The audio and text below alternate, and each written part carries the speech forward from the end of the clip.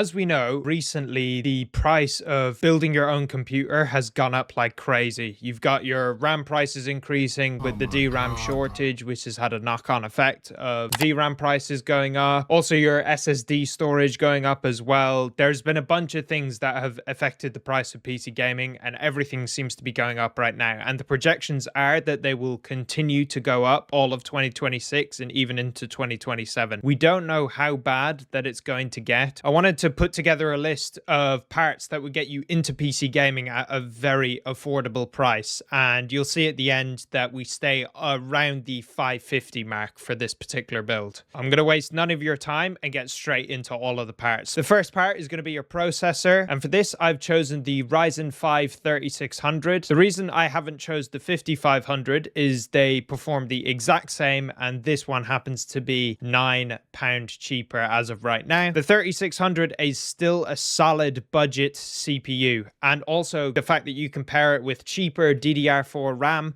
and also a super cheap A520M board is why this is easily the best pick at this price point of under 600. It's an important thing to note that even though the prices I'm using are currently in pounds, because we have higher taxes here in the UK, you can expect to pay a similar price if you were to pay in American dollars. And you'll notice I was looking at the price of this CPU and it was around 59 just a couple of months ago. So it's already gone up 20 quid in price, and I presume it will continue to go up because the price of everything around PC seems to be going up right now. The board that we're going to pair it with, which has actually gone down in price since I last looked at it, is the Gigabyte A520M. This is the cheapest modern motherboard that you can buy right now, pretty much. This is perfect because it has all the basics, everything that you would need for a PC build of this caliber. Because you have the AM4 socket, you have a great upgrade path if you want to move on to a much more expensive and faster processor in the future. This board will be compatible with a lot of Ryzen 5800X, 5700X 3Ds, these kind of processors, which are over double the price of the processor that you're currently putting in it, so you have a great upgrade path as well. Now here comes the hard part. RAM prices are absolutely insane right now. For this build, I've given a 16 gigabyte kit at 3200 megahertz. The massive benefit of going with an AM4 CPU is that we can pair DDR4 memory with it, and DDR4 is so much more cheap than DDR5. If you were to go up to DDR5 and even choose a 16 gigabyte kit, this would be over £250 for the same amount of memory. And I recently did a test where I compared my friend's PC, which was an AM4 PC,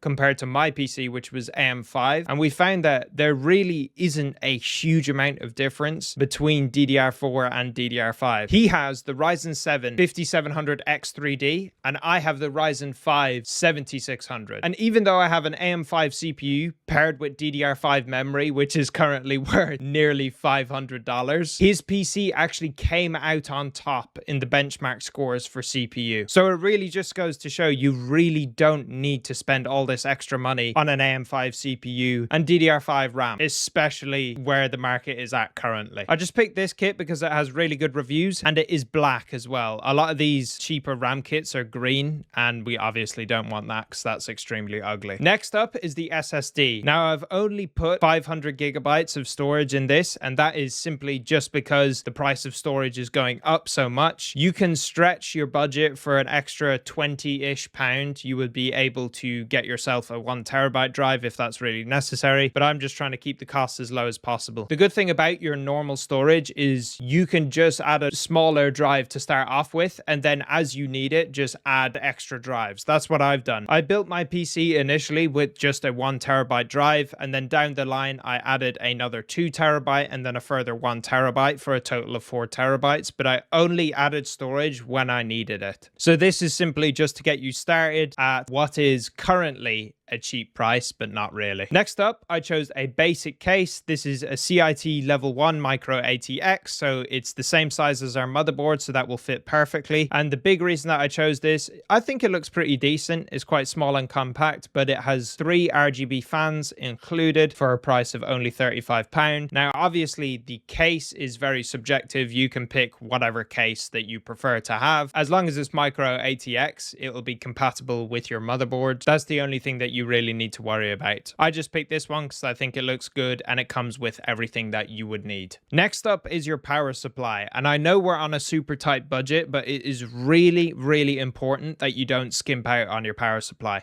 Because if you get one of these super cheap power supplies and it goes wrong, then you're going to end up paying a lot of money in the long run when it breaks all of your parts. So I chose this MSI Mag one because MSI is a reputable brand. MSI has never let me down. All the parts that I've bought from them over the last 5-6 years, not a single issue with any of them. And you can see from the reviews, 2,000 reviews, 4.6 stars. This is a perfect power supply and it has more than enough wattage for our current build, 550 watts. Next up, I'm going to give you choices. What I have selected as the graphics card for this particular build is the Intel Arc B580. This is an 8GB edition, not a 12GB edition, and that's important to note because the 12GB has gone up a lot in price. It would sit around the 250 to 270-ish mark. There are some teething problems with Intel GPUs, but majority of those have been fixed. I simply put this one as kind of the lowest tier card that I would say is acceptable to just simply get into PC gaming. You would be able to play all games on this card,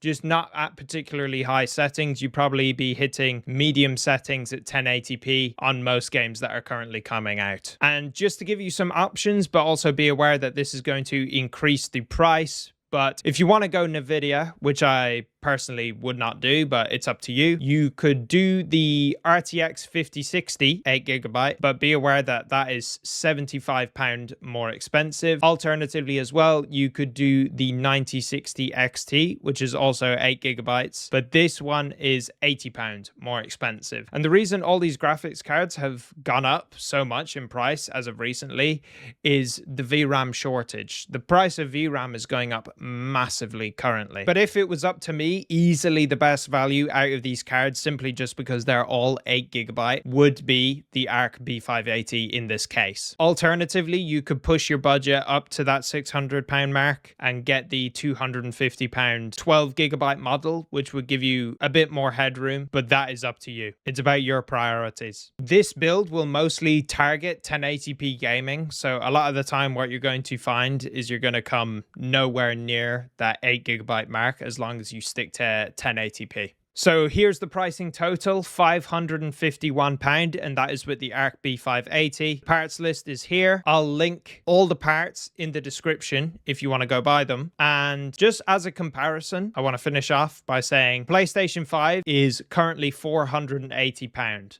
Now, I know there's a big gap in pricing there, but this PC is slightly more powerful than a PlayStation 5. And I know that the PlayStation 5 also has double the storage, which is a shame because I made a video like 4 months ago, one of my first videos on the channel, where I spec'd out a PC that is actually slightly better than this one, and it was like 450. So it was cheaper than the PlayStation 5. And it also had a terabyte of storage as well, I'm pretty sure. So unfortunately, things are getting more expensive, but I know for a fact that they're about to get a lot more expensive than they currently are. So if you have some money saved up after Christmas and you're thinking about biting the bullet and getting into PC gaming for a cheap price, this parts list is one of the best that you can do currently, given all of the price increasing situations. Now, if your budget is different to this, or you don't like some of the parts and you want some specific advice, there's links in the description. You can either contact me through our website, or you can join our Discord server and talk to all of the guys in there who know a lot about PC gaming. And if you're just interested in the Discord community and you'd like to join, feel free to join that. That's the parts list. I know it's not ideal.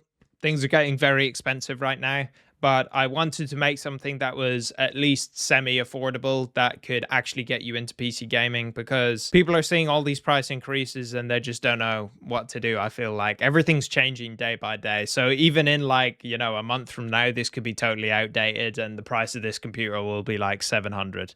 But I hope that that is not the case. If you have any questions about anything, just leave a comment down below. And thank you boys for watching. I'll see you in the next one. Peace.